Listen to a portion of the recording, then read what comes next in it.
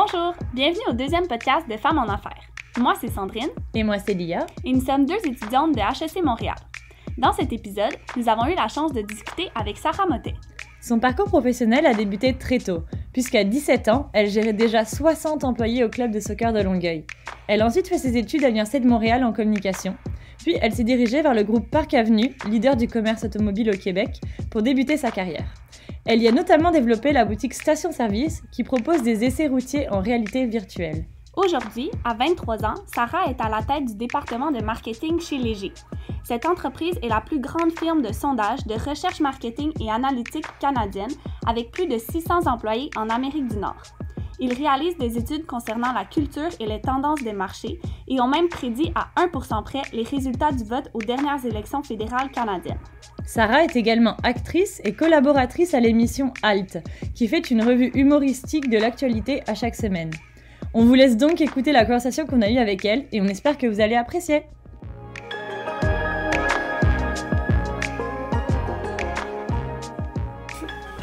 Alors bonjour Sarah, merci beaucoup d'être venue pour discuter avec nous. On voulait commencer un peu pour que tu nous parles de ton parcours. On a vu que tu as fait l'école à la maison jusqu'à 15 ans. Ça nous a vraiment intéressés. On voulait savoir si tu pouvais nous en parler un petit peu, puis si tu penses que ça a eu un impact sur ta confiance en toi, sur ton autonomie, ta créativité. Ben oui, certainement. C'est sûr que c'est un parcours qui est différent que d'aller à l'école. Moi, je l'ai fait jusqu'en secondaire 3. Fait que je suis allée à l'école, à la vraie école, entre parenthèses, au primaire. Puis finalement, je suis retournée faire l'école à la maison parce que j'étais tannée de la vraie école. C'est sûr que c'est différent majoritairement parce que tu es toute seule. Moi, dans mon cas, c'est ma mère qui m'enseignait. Fait que j'étais vraiment toute seule avec elle. Fait que t'as un prof pour toi toute seule qui prend juste soin de toi, qui répond à tes questions quand tu veux. Donc, tu fonctionnes évidemment à ta vitesse, à toi. Fait que je dirais qu'en arrivant à l'école, c'est ça qui m'a vraiment choquée un peu, d'avoir comme 20 autres personnes, même 30 autres personnes parfois, autour de toi qui posent des questions que toi, t'as pas vraiment besoin des fois de poser, qui vont pas dans la même direction que toi, qui vont pas aussi rapidement que toi. Fait que je te dirais que ça m'a peut-être rendue un peu impatiente, mais au-delà de ça, moi, l'école à la maison, c'est comme la plus belle expérience que j'ai pu avoir dans ma jeunesse. C'est vraiment quelque chose de formateur. J'ai pu faire des projets que je pense que j'aurais jamais pu faire, encore une fois, si j'avais été à la vraie école. Ça m'a vraiment permis d'aller plus vite que à la vitesse que moi je voulais aller, d'explorer des nouveaux horizons, de faire des gros projets finalement, où est-ce que parfois, à l'école, on n'a pas le temps de le faire parce qu'il y a plus d'élèves dans une classe. Fait que vraiment, c'est une très bonne expérience. Je remercie beaucoup mes parents de m'avoir enseigné à la maison puis d'avoir dévoué leur temps à ça. Puis malgré tout, j'ai beaucoup aimé aussi retourner à l'école à la fin pour pouvoir plus socialiser quand même. Mais est-ce que tu penses que ça a eu un impact sur comment tu travailles aujourd'hui? Oui. Parce que des fois, justement, comme le rapport à l'autorité, vu que tu n'as pas nécessairement eu comme justement à suivre des règles ou c'est moins encadré, ben là, quand tu arrives peut-être dans un milieu de travail, tu réagis différemment. Oui.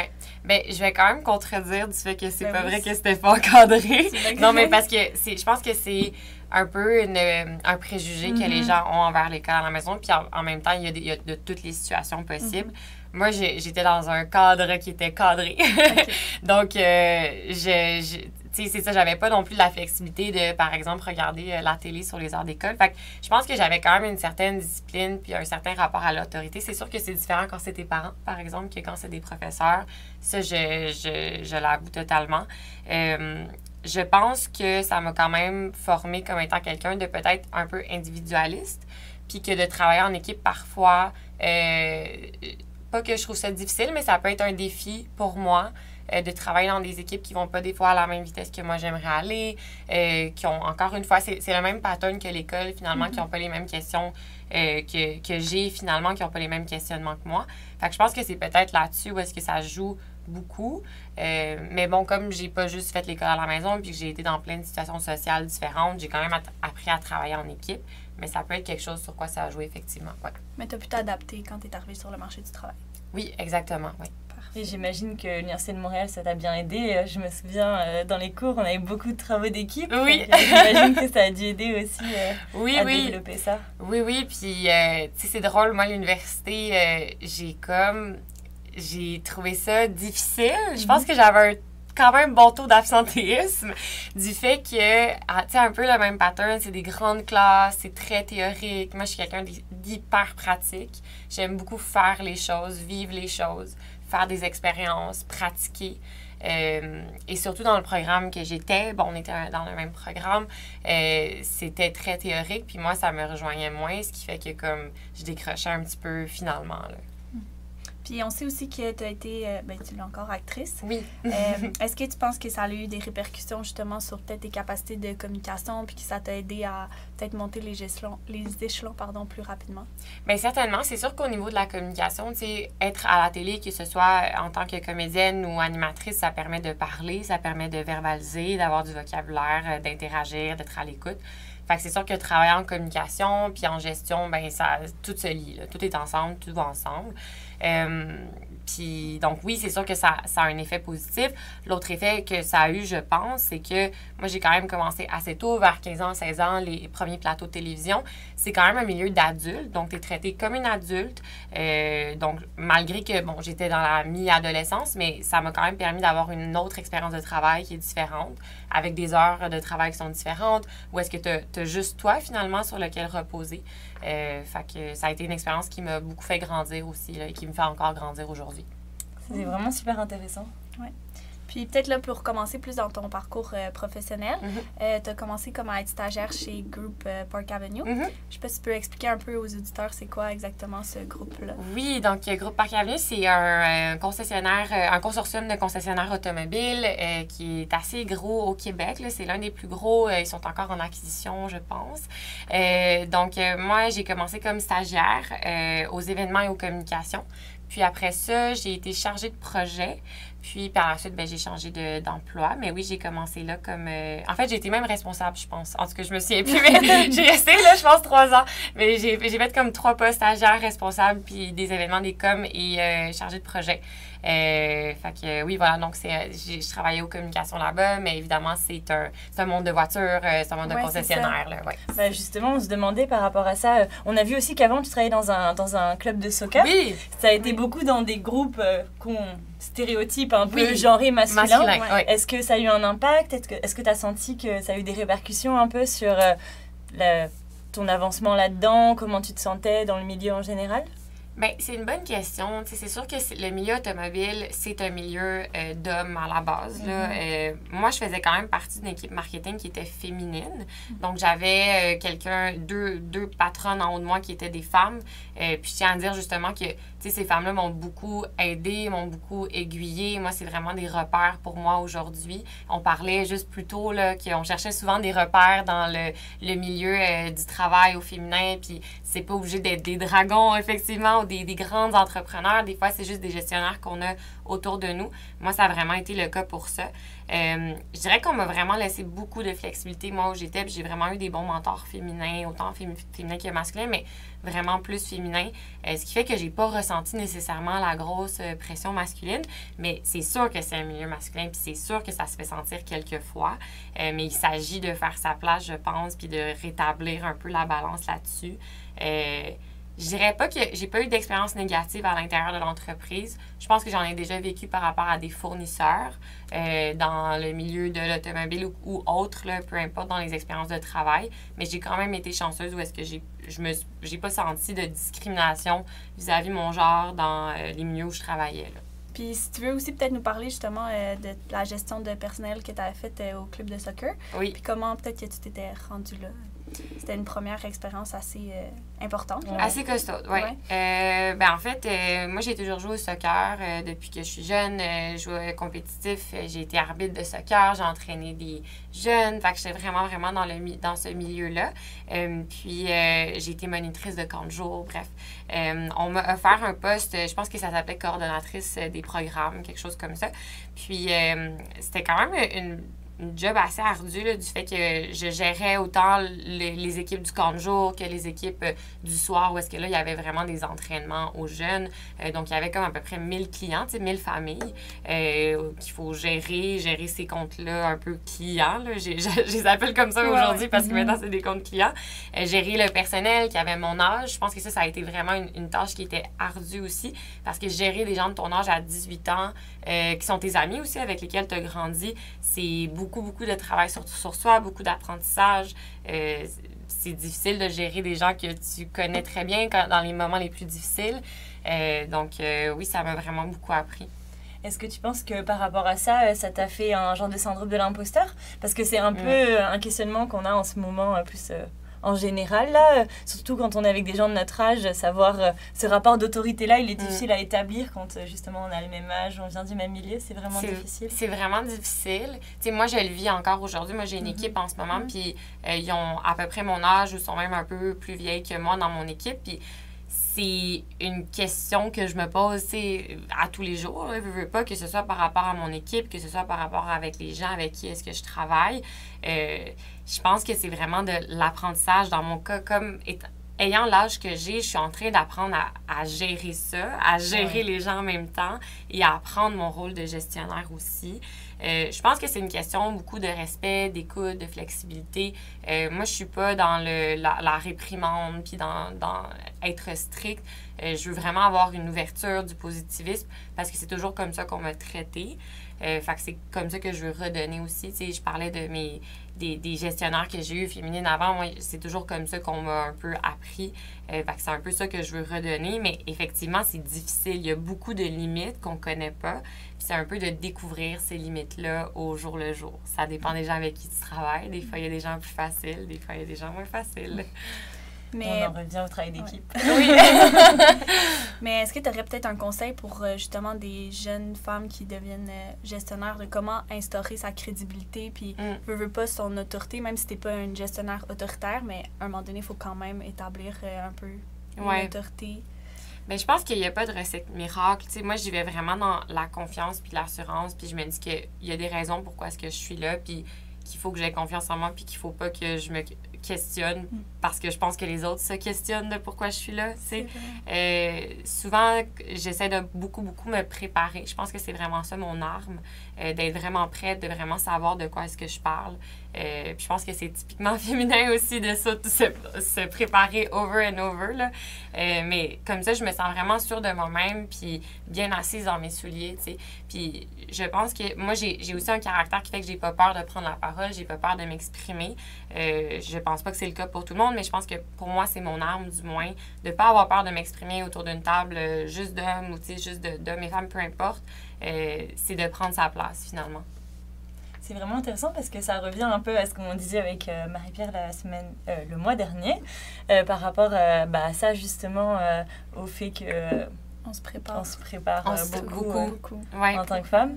Après, c'est ça, souvent on se demande si c'est une qualité ou pas, mais au final, j'ai l'impression que ça marche vraiment. Oui, bien je pense que c'est comme le seul moyen qu'on trouve, je pense, ou du moins c'est un des moyens qui nous rassure. Parce que je pense qu'on doute souvent de nous puis de notre place, puis je pense qu'il faut pas, parce que justement, on serait pas où est-ce qu'on est si on méritait pas d'être là. C'est vrai. Puis il y a bien du monde aussi qui sont là, puis des fois qui le méritent pas, puis qui se préparent pas, mais nous, au moins, on se donne, la chance de se préparer. Là. Exact. Je suis vraiment d'accord. C'est un beau conseil. Oui. Ben, peut-être qu'on peut aller plus vers maintenant ton expérience chez Léger. Fait que justement, comment tu es arrivée à diriger le département de marketing. Puis peut-être nous expliquer un peu ton day-to-day. Qu'est-ce que tu fais en tant que directrice du département? Ben en fait, moi, j'ai commencé chez Léger. Je quittais le groupe Parc Avenue. Je voulais plus nécessairement travailler dans le milieu de l'automobile parce qu'à long terme, je voyais pas comment ça pouvait rejoindre mes intérêts personnels. Puis Léger, je trouvais que c'était vraiment un bel entre-deux. Souvent, en communication, on a comme le choix entre l'entreprise ou l'agence. Puis je trouvais que c'était vraiment un bel entre-deux parce que j'allais dans le département de marketing interne, mais en agissant à titre d'agence, autant pour nos clients que pour les clients internes, donc les employés, la direction, etc. Fait que c'est parti de loin. Moi, quand je suis arrivée chez Léger, il n'y avait pas de département. Fait oui, qu'il y c'est avait... ça, tu l'as fondé. Exactement. Fait qu'il y avait comme juste une personne au com, tu sais, qui faisait un peu de tout, là, des coms internes, un peu de médias sociaux, un peu de tout vraiment. Alors, moi, je suis arrivée comme cordeau marketing là-bas. Puis rapidement, le département a monté. Là, on est passé de 1 personne. Aujourd'hui, on est 4 personnes dans mon équipe, plus 1 personne aux communications internes. Fait que vraiment, en 2 ans, là, ça fait exactement 2 ans, en fait, il y a quelques semaines que je suis là. Je suis arrivée en octobre de 2017. On est vraiment passé de presque rien à vraiment un département qui est fonctionnel, qui travaille avec tous nos bureaux au travers de l'Amérique du Nord. Moi, je suis vraiment, vraiment fière de ça parce que c'est fou, Léger, qui a quand même une notoriété de feu au Québec. Vraiment, tout le monde connaît l'entreprise exactement. N'avait pas nécessairement de ressources de communication externe, mais reposait plus sur de la visibilité média, des RP. Mais il n'y avait rien d'autre que ça. Fait qu'on a vraiment monté une image de marque qui est, à mon sens, du moins, beaucoup plus forte puis qui est vraiment plus en ligne avec qu'est-ce qu'il y avait il y a quelques années, finalement. Puis pour parler du day-to-day, bien évidemment, ça ne se ressemble pas. Aucun jour n'est pareil, mais c'est ça qui est le fun, c'est qu'on nous donne beaucoup de flexibilité, justement, vu que le département n'existait pas, bien on se forme un peu nos propres tâches. Évidemment, il y a du travail qui arrive qui est inévitable, mais on est capable de développer du travail qu'on a envie de faire aussi pour la marque. Puis ça, c'est vraiment, vraiment le fun. Dernièrement, on a réalisé un projet. En fait, on a lancé une application mobile qui s'appelle Léo. Oui. Je vous invite à aller la télécharger, d'ailleurs. On l'a vu.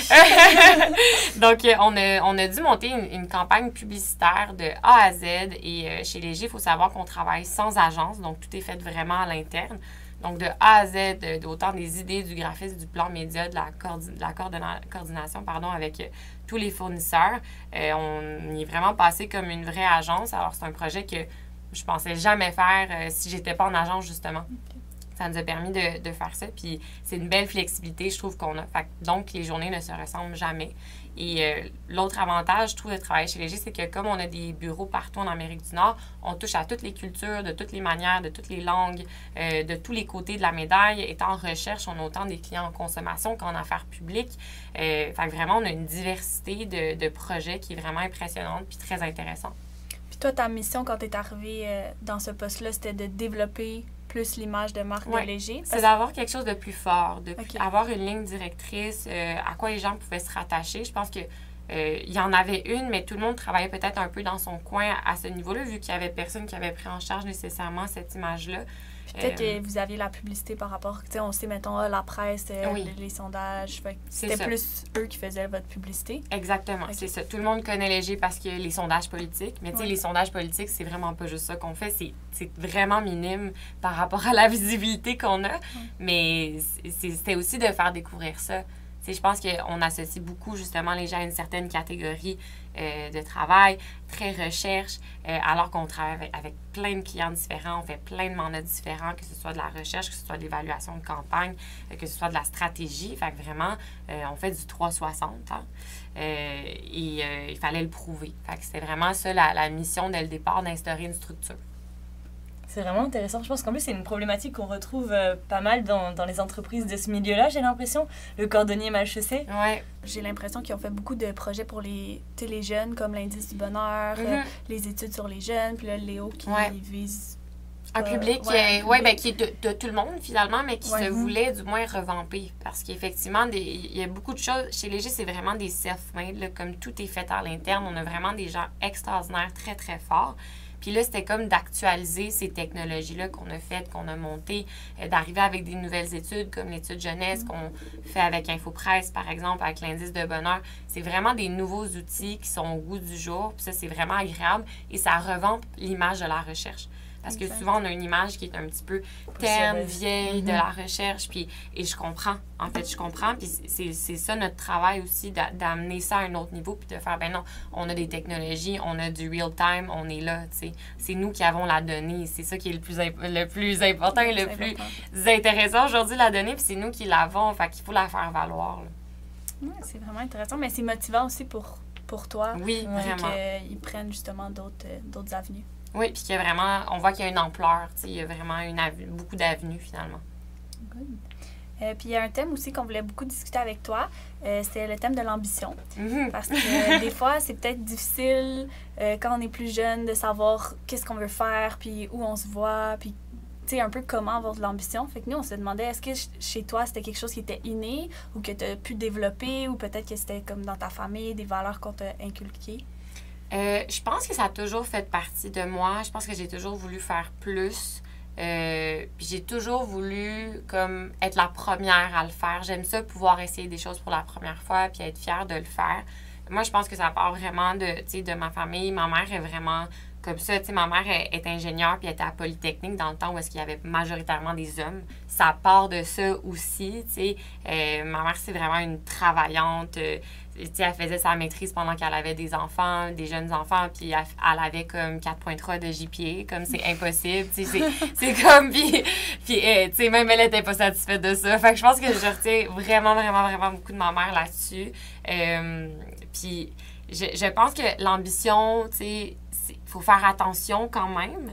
Tu sais, moi, je me fais vraiment un devoir de parler le plus possible de santé mentale avec l'ambition parce que des fois, ça peut devenir démesuré. Puis chez moi, c'est devenu démesuré. Tu sais, à un moment donné, on ne voit plus le bout. Puis je pense que surtout, en plus, dans un milieu en communication, en marketing, où est-ce que ça se parle beaucoup, où est-ce que si tu n'es pas dans les médias, si c'est pas visible, ben, c'est comme si tu faisais rien. Un peu comme ça, c'est comme ça aussi un peu à la télévision. Hein. Si tu n'es pas à la télé, ben, c'est comme si tu ne travaillais pas, alors que, ben non, c'est pas ça la réalité. C'est comme un milieu où est-ce qu'il faut beaucoup se prouver puis constamment se renouveler. Puis ça met beaucoup de pression, je pense, pour faire attention à doser ça, justement. À doser le désir d'ambition, mais une certaine stabilité aussi, puis pas se rendre malade, finalement, pour tout ça. Et est-ce que tu penses que c'est aussi le fait que tu sois une femme qui a joué là-dedans? Parce que tu parles de ta mère et du fait qu'elle était dans un environnement surtout masculin. Est-ce que tu penses que ça a participé justement à ça? Le fait que tu étais une femme et que tu as envie de prouver que tu pouvais le faire avant les autres et que tu pouvais changer les choses à ta façon? Peut-être, mais tu sais, on revient un peu au fait de comme trop se préparer, trop en faire. Moi, je dis jamais que je suis perfectionniste parce que j'aime pas ça, travailler jusque dans le dernier détail, des fois, qui est inutile. C'est là où mon côté impatiente arrive. Mais j'aime ça bien faire les choses. C'est vraiment important pour moi. J'aime ça que les choses soient bien faites dans un certain ordre, puis de m'assurer que, justement, tout est bien rendu. Fait que oui, c'est peut-être un trait de caractère un peu féminin, tu sais, c'est ça, j'aime bien que ça soit bien rendu, puis j'aime ça bien être préparée, puis bien connaître mes choses, puis être stable là-dedans. C'est vraiment positif, je pense. Ouais. Moi, j'aimerais peut-être revenir te parler de l'équilibre, justement, de l'ambition puis de la stabilité mentale. Oui. Mais comment tu as pu gérer ça, toi, justement, cet équilibre-là? Parce qu'on sait que, tu sais, souvent, les jeunes, ils ont beaucoup d'anxiété de performance. C'est de plus en plus popularisé chez les étudiants, puis même nous, dans notre entourage, on le voit. Fait que je sais pas si... Comment tu as un peu géré ça? Ben... Tu sais, je pense que je le gère à tous les jours. Je pense pas que je l'ai géré. Tu sais, je pense pas qu'il est au passé. Ouais. Ça sera jamais au passé. Moi, je suis quelqu'un d'hyper anxieuse. Tu sais, puis je m'en cache pas, là. Je fais full d'anxiété. Puis c'est un combat à tous les jours, là, justement, combattre cette anxiété-là. Je pense qu'il faut comme la réaliser, premièrement, puis trouver les mécanismes. Qu'est-ce qui la déclenche, pourquoi, puis trouver des mécanismes de combat, justement.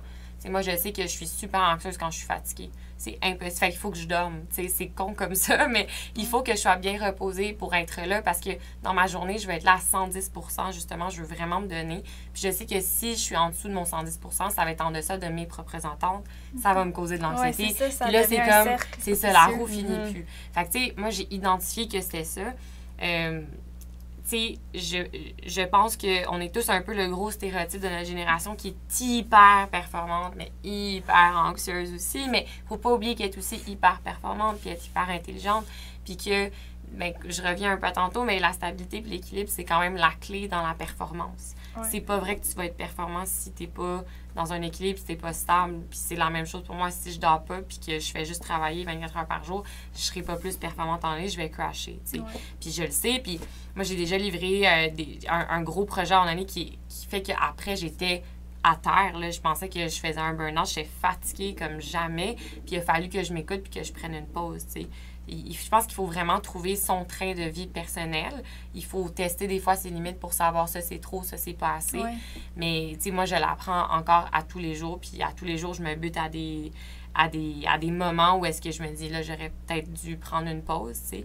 Parce que c'est facile, justement, le train va tellement vite. C'est ça, des fois, ça arrive sans qu'on le sache. Tu sais, on est tellement dans le projet, on continue. Ouais. Puis là, c'est quand c'est terminé, on est comme, ouf, je suis trop. vidée, là. Oui, c'était trop, exactement, oui.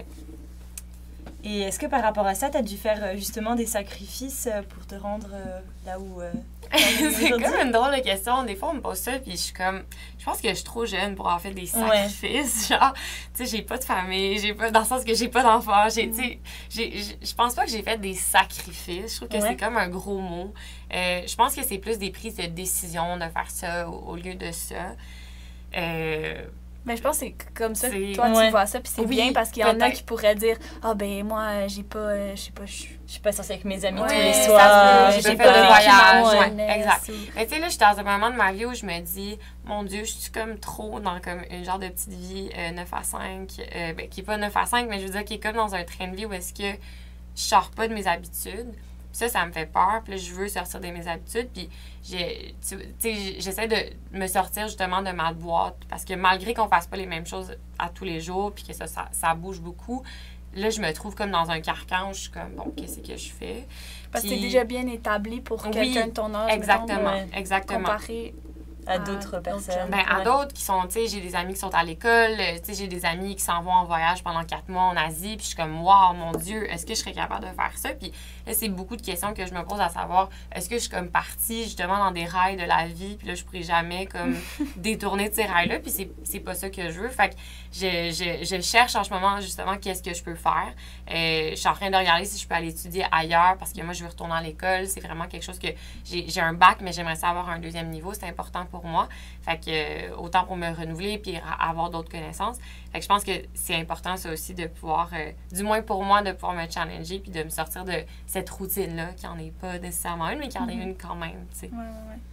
Puis est-ce que, justement, ça t'arrive souvent de te comparer aux autres? C'est quelque chose qui est fréquent? Ben oui, c'est sûr. Mais tu sais, en tant que fille, je pense que ça vient un peu avec, malheureusement, tu sais. Puis j'essaie vraiment de sortir de ça aussi. Moi, je me compare surtout à savoir, mon Dieu, j'en ai-tu fait assez? Puis souvent, la réponse est oui. T'sais, mon chum, il me dit tout le temps, mais voyons, tu sais, comme à un moment donné, il faut que tu settle down puis que tu arrêtes de te poser la question. Tu sais, je pense que c'est bien de se remettre en question. Je pense que c'est mauvais de se comparer à d'autres parce que souvent, c'est pas positif.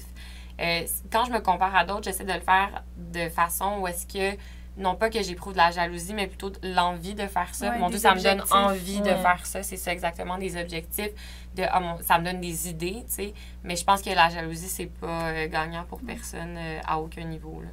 Ben c'est ça, la différence entre être inspiré, ça donne envie, c'est positif, puis la jalousie, c'est plus rabaissant.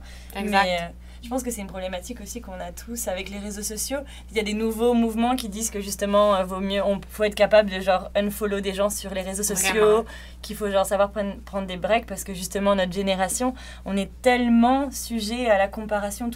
Comparaison. C'est pas un mot. À la comparaison tout le temps. Genre sur Instagram, on voit des photos. Puis tu sais, souvent la vie qu'on voit sur les réseaux, c'est pas toujours la réalité, justement. Oui, c'est jamais la réalité. C'est toujours une mise en situation, tu sais. Puis oui, on éprouve, je pense, comme génération, beaucoup d'anxiété face aux réseaux sociaux. Je pense qu'il faut faire attention de ne pas les condamner non plus. Parce que je pense que ça ouvre aussi la porte sur plein de belles affaires. Mais effectivement, par rapport à notre consommation, il faut être responsable. Il faut se dire, comme tu dis, ben il faut unfollow des gens, il faut décider de ne pas aller sur notre téléphone quand on file pas bien parce qu'on sait que ça va juste nous rendre plus down de ne pas être je sais pas où, à je sais pas quel moment. Mais tu sais, je pense qu'effectivement, c'est une responsabilité qu'on a par rapport à nous-mêmes. Mais ça, comme tu dis, c'est positif. Ça crée des réseaux, ça crée des liens, on découvre des choses incroyables. Absolument. Est-ce que justement, tu en as des modèles peut-être féminins qui t'inspirent en ce moment puis qui t'aident dans ton parcours? Bien, c'est une bonne question. J'ai comme de la misère à avoir des idoles dans la vie. Je pas pense des idoles, mais peut-être quelqu'un qui... comme les gestionnaires. Oui, c'est ça. Ben, exactement comme je disais tantôt, moi, c'est beaucoup des gens comme dans mon entourage. Tu sais, mes amis m'inspirent beaucoup, beaucoup, beaucoup. Je trouve que c'est des filles qui sont super intelligentes, qui sont matures, qui prennent des bonnes décisions. Puis m'entourer de ces filles-là, puis être célébrée avec ces filles-là, je trouve que c'est vraiment un honneur. d'autres personnes qui m'inspirent beaucoup, c'est les gestionnaires avec qui je travaille chez Léger. Tu sais, par exemple, il y a beaucoup de femmes chez Léger, plus que d'hommes, et surtout dans les postes de direction. Puis moi, ça me fait toujours plaisir de travailler avec elles, puis de voir comment elles évoluent, puis leur façon de justement d'être des gestionnaires. Fait que je les trouve vraiment, vraiment très, très inspirantes, oui. Ben, c'est vrai que des fois, on n'a pas besoin de quelqu'un de connu. Non, c'est ça qu'il faut se rappeler aussi que juste nos amis, ils peuvent nous inspirer autant que quelqu'un qu'on voit à la télé ou et à la on radio. peut plus s'identifier aussi, c'est plus facile oui, c'est ça. s'identifier à quelqu'un qu'on connaît. Oui. Ouais. Puis on se demandait aussi qu'est-ce que tu avais trouvé le plus difficile en tant que, justement, jeune femme dans un poste de direction? C'est une bonne question. Je pense de ne pas me juger par rapport à ça, du fait que je pense que, tu sais, moi, ça m'est arrivé 1000 fois là, d'arriver autour d'une table puis de compter qu'il y a 10 hommes à côté de moi, toutes 20 ans de plus que moi, puis de me dire, mon Dieu, qu'est-ce que je fais ici? Puis comme ils vont-tu me trouver conne? Ils vont-tu trouver que j'ai pas ma place ici? Tu sais, vraiment, c'est cru comment je le dis, mais en même temps, c'est ça, c'est comme ça que je me sens, tu sais, quand... Fait que je pense que ce sentiment-là s'en va avec l'expérience, s'en va avec comme plus de confiance. Tu sais, je pense qu'il ne faut pas avoir peur de faire sa place, là, je me répète un peu, mais je pense que c'est ça, puis d'avoir confiance en soi, puis de se dire que ben, il y a une raison pourquoi est-ce qu'on est là. D'avoir justement des mentors un peu, ou du moins des gens auxquels on aspire, qui sont proches de nous, de voir que ça se peut, tu sais, d'avoir des gestionnaires féminines à nos côtés. Puis de ne pas avoir peur de s'imposer. Je peux-tu compter 2 petites anecdotes? Bien sûr. Je l'avais gardé pour vous. Qui me sont déjà arrivées. Parce que, puis je pense que l'autre chose qu'il ne faut pas avoir peur aussi de vivre en tant que gestionnaire femme, c'est souvent qu'on nous reproche nos émotions. Puis moi, je suis full émotive, puis je trouve que c'est important de les vivre, c'est important de pleurer, c'est important d'être outré, c'est important de les vivre parce que souvent, c'est ça qui fait d'un bon leadership féminin, je pense. C'est d'avoir des émotions, c'est d'être ouverte, c'est d'être à l'écoute des autres. Je pense que c'est quelque chose qu'on attribue beaucoup, justement, au leadership féminin. Puis, tu sais, moi, ça m'est déjà arrivé de pleurer en sortant de rencontres parce que j'étais comme, oh mon Dieu, on m'a pas écouté. Puis genre, je me suis sentie pas respectée, je me sentis comme si j'étais pas intelligente, comme si j'avais pas ma place là. C'est important de l'évacuer puis de faire un retour là-dessus, tu sais, de pas de laisser passer ça comme si c'était rien non plus. C'est important de prendre sa place puis d'avoir sa place autour de la table, hein, on dit souvent ça. C'est vraiment un bon point. Même en santé mentale, si tu refoules trop tes émotions... Oui, puis c'est important d'en parler. C'est vraiment important. Puis moi, je me fais un devoir avec mon équipe qui, présentement, n'a que des filles, justement, d'être à l'écoute d'elles, puis de savoir quand c'est trop, de savoir quand c'est pas assez, puis d'avoir une relation, justement, vraiment dans l'écoute puis dans le respect, plutôt que de juste comme de haut en bas en tant que gestionnaire. C'est pas du tout l'approche que je veux avoir, là, finalement. Mais c'est tellement intéressant, je trouve, parce qu'on entend souvent ça, que quand les femmes sont comme plus émotives, ben elles perdent leurs moyens. Ouais, c'est ça. Ouais.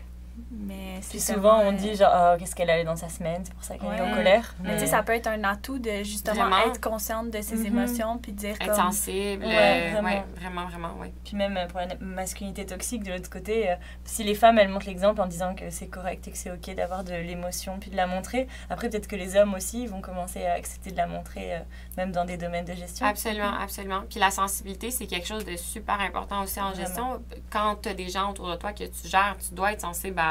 C'est des êtres humains, c'est comme des petites bêtes. Je veux dire, il faut les écouter aussi, là.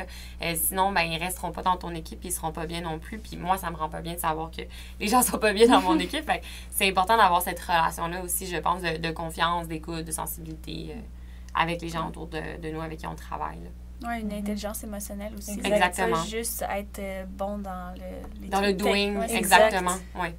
Mais je pense que les prochains gestionnaires, ils seront meilleurs là-dessus.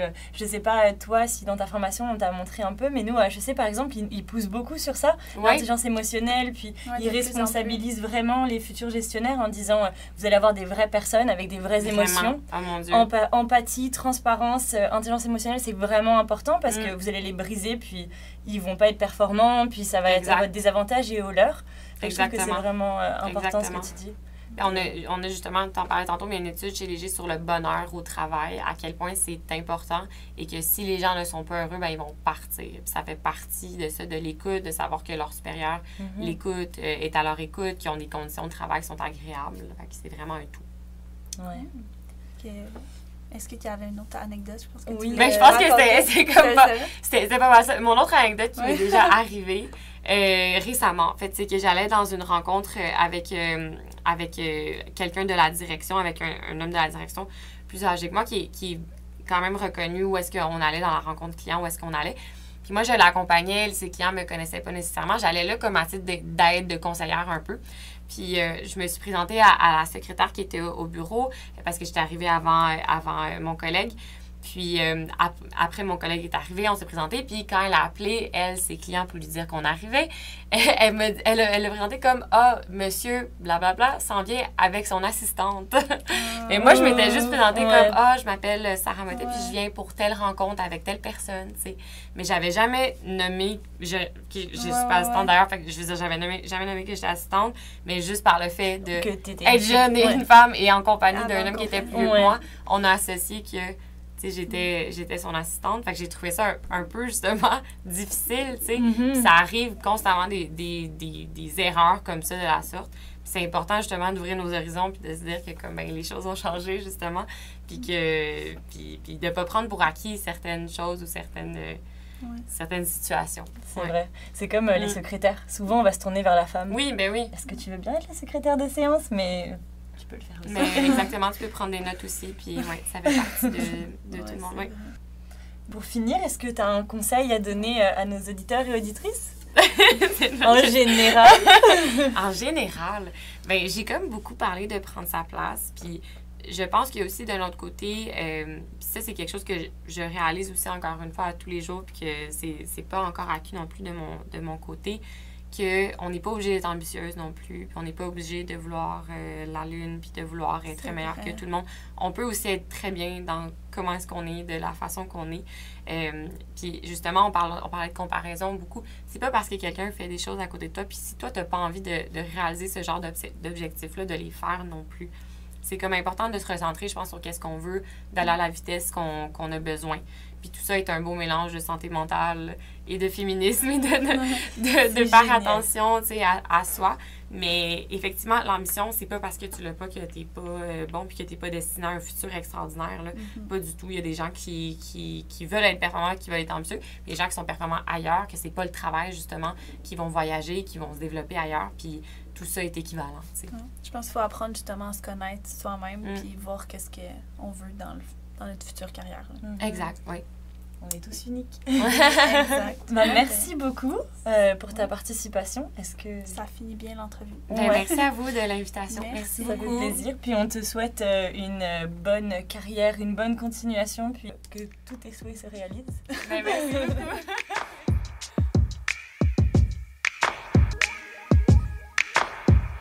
Merci d'avoir écouté notre deuxième podcast et n'oubliez pas de nous suivre sur les réseaux sociaux. Si le podcast vous plaît, c'est en vous abonnant et en laissant des commentaires que vous pouvez le soutenir. Merci pour tout votre soutien et vos encouragements, ça nous a vraiment fait chaud au cœur et on espère que ça va continuer.